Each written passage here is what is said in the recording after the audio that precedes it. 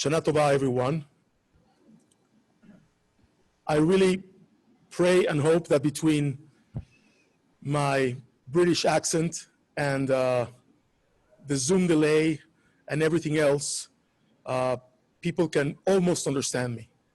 So we've decided, by the way, during these Yamim Noraim that our sermons were going to be only 10 minutes. And it's kind of hard to do a sermon in 10 minutes, especially for me, that I have a lot to say. So bear with me, I'm going to do my best. And of course, this morning I want to start again by talking about El Al. And if you were here last year, you heard my whole problem with El Al. You know, I can never get a break when I fly on El Al. But I think all of El Al's problems are finally over because it was sold to a 27-year-old yeshiva student from Jerusalem. So it's going to be a great airline. Now they're going to have daycare together with a minion on top of the plane. I wanted to talk to you about El Al this morning because there's something remarkable that happened in our world amidst all the devastation and all the pain and everything that we've seen around us. The 31st of August, on a Monday morning, a very unusual flight took off from Tel Aviv to land in Abu Dhabi. And there was the first ever flight of an Israeli airline, not only to land in the United Arab Emirates, but it was also the first time in history, in the history of the state of Israel, that an Israeli airliner crossed over the airspace of Saudi Arabia without a problem and with full permission. It was a remarkable day because it was a day that was in the making for 70 years or more. And finally, who would have believed it? That in the midst of this convoluted and crazy world that we're living in, I mean, look at what's happening around us here, right? This is not normal. We were going to have a shred of normalcy and normalization of life in the place where we least expected it. Now, the words of the pilot, whose name is Tal Becker, who flew that plane, were actually compelling. He almost had tears in his eyes when he spoke in Hebrew, and he told people it's going to be a 3 hours and 20 minutes flight. And he said exactly what I just told you. They're going to fly over Saudi Arabia, and they're going to land in Abu Dhabi. Now, I want you to hold that thought. I'm going to come back to this flight at the end of this message. Meanwhile, I want to share with you another couple of stories. Just hold the thought in your minds.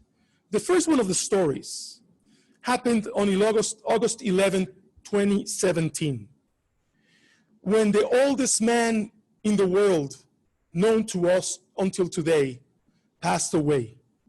His name, Israel Crystal. He died in Israel on his 114th birthday. Now, Israel Crystal may be just a name to many of us. But first of all, he was a Holocaust survivor.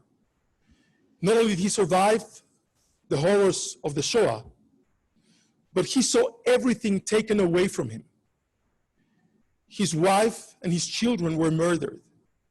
When he left the camps, he actually was able to get married again and have other children.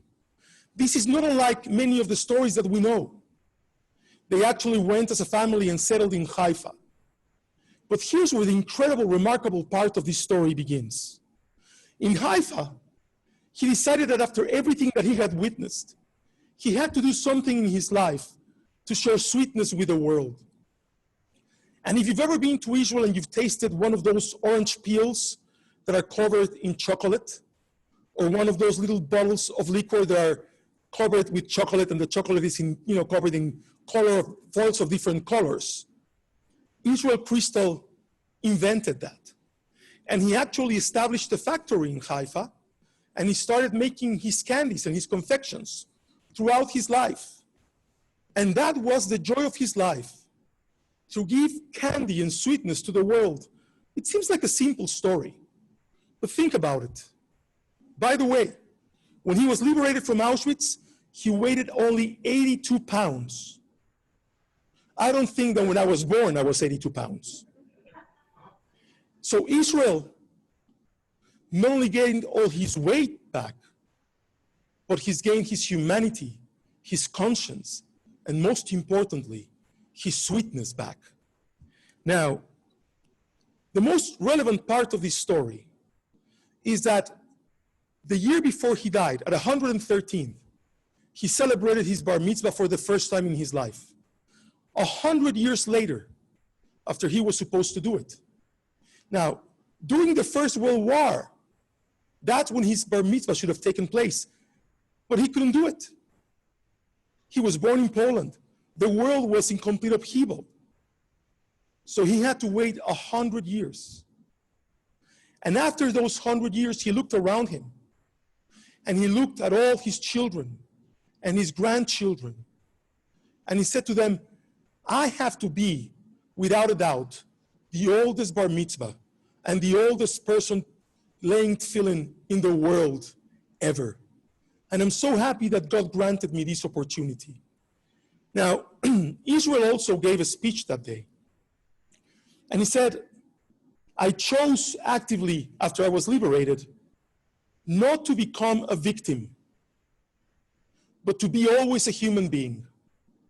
And I chose never to think like a victim, and always think like a free man in a sovereign country, living his life as he wanted to live it.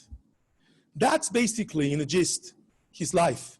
And by the way, he passed away on the Shabbat when we read on Sefer Devarim, the parsha that has Ve'ahavta. And you should love your God with all your might, with all your heart, and with all your soul. It's a remarkable story, not unlike many other stories that we hear. But after I read about him, I really became enthralled with the idea of Abraham and the stories that we see in our Torah portion. Look, Abraham didn't go through a Shoah. He didn't go through a Holocaust. But his life was not all roses. He had real problems in his life. He was also a victim. Think about it. He had to leave his land. He saw his family almost die in a city that got completely blasted like in an atomic explosion. God asked him to sacrifice his only child that he loved so much. And right before that, we read this morning how his wife Sarah, who was supposed to be so sweet, asked him to get rid of Hagar and Ishmael, who Abraham actually loved. And Abraham, all his life, just did what God wanted him to do. But until I read about Israel Crystal, I never really understood Abraham's life. I always asked myself, how could Abraham do all that? How could he go through all those trials?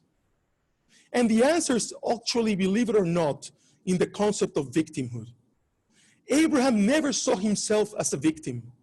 Not of the day, not of God, not of the circumstances, not of others.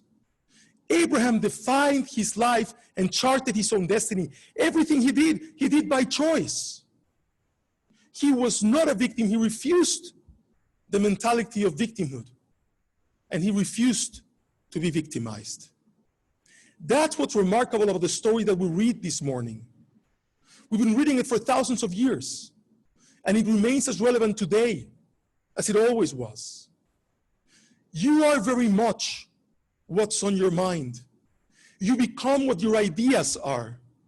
You become what you want your life to be, and if you let your ideas define you, they will define you. If you let the context that you live in define you, that's what's going to define you. So you have to be very careful.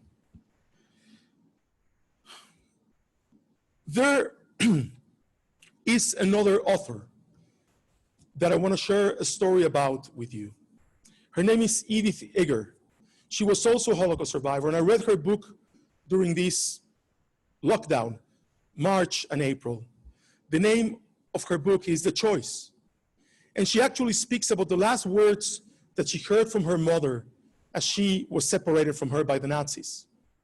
The last words she ever heard were, "You are what your thoughts are. You become what you think." And she wrote this whole book talking about that all her life was exactly what Israel Crystal spoke about. All her life was a choice to be a blessing, to live as a blessing, to change the world, or to immerse in tears, to cry for her family every day of her life, to never be able to actually outlive the tragedy that happened to her? And of course, we know the answer.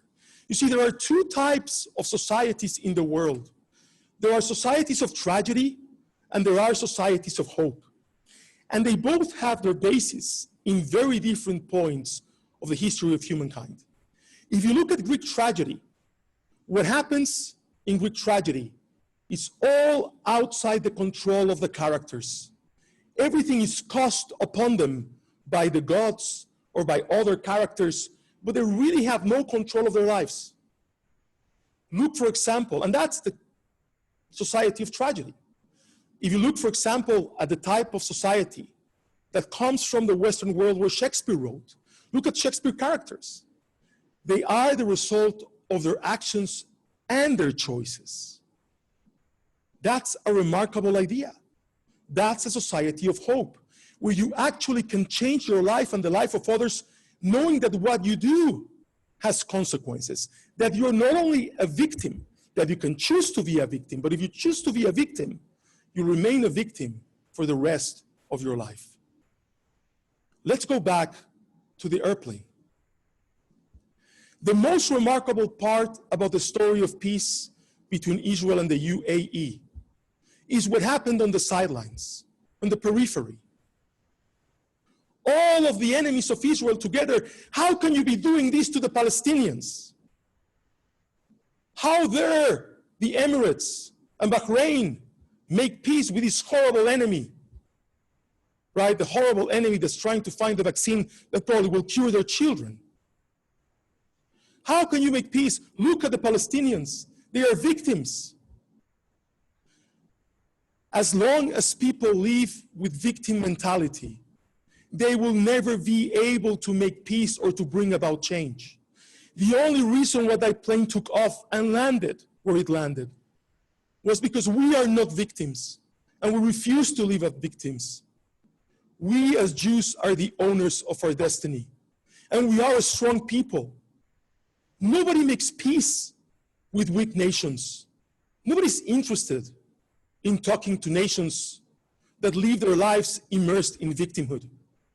And the Palestinians have made an art of politicizing victimhood. They politicize it to such an extreme that when other people in our context, in our own country, feel themselves the victims of what's happening to them, like what happened to George Floyd and all those protests, immediately the Palestinians try to link themselves to the tragedy of others. You are victims, we are victims, we're all together in victimhood. The world does not work like that. Abraham showed it to us. Israel Crystal showed it to us. It is a choice between tragedy and hope.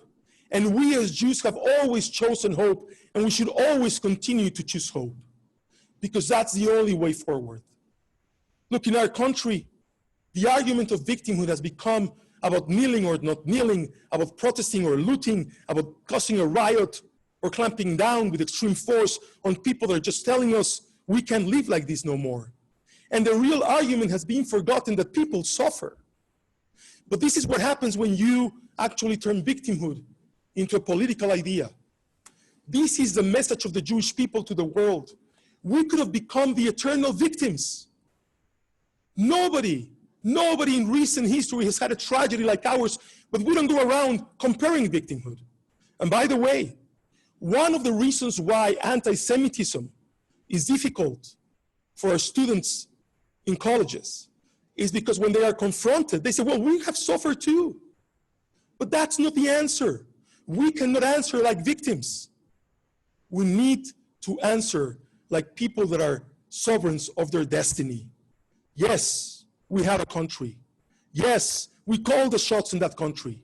Yes, we've earned it by turning that soil of the desert green with our own blood, by giving our children to wars that have made us strong, by giving our brains to science that have built what we have built, so that one day a plane from Tel Aviv will take off and land in Abu Dhabi. And with the help of God, many of those planes will be taking off and landing in other places in the Middle East, so that our children and our grandchildren will not again know war. That is the legacy of Abraham, the legacy of hope, of choosing not to be victimized, of choosing to move forward, to move the world forward, to inspire the world, and not to be sunk forever in the tears of our tragedy. Dear friends, as the world collapses around us, let us not collapse with it. Let us stay strong, and let us stand strong, and let us endure, because there will be an end to what we're living. And when the end of this horrible pandemic comes, we will be standing, and we will be joyous, and we will have sweetness, and we will again be together, God willing, in peace. Shana Tova umetuka. I'm going to please ask us now to rise as we continue with the Chatzi Kaddish before the Amidah on page 123.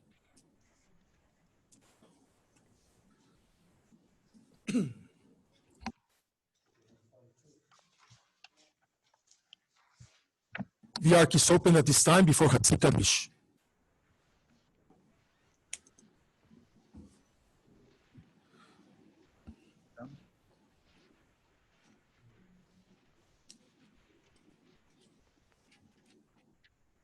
The ark opening is in honor of Ron and Jackie Tuschinski.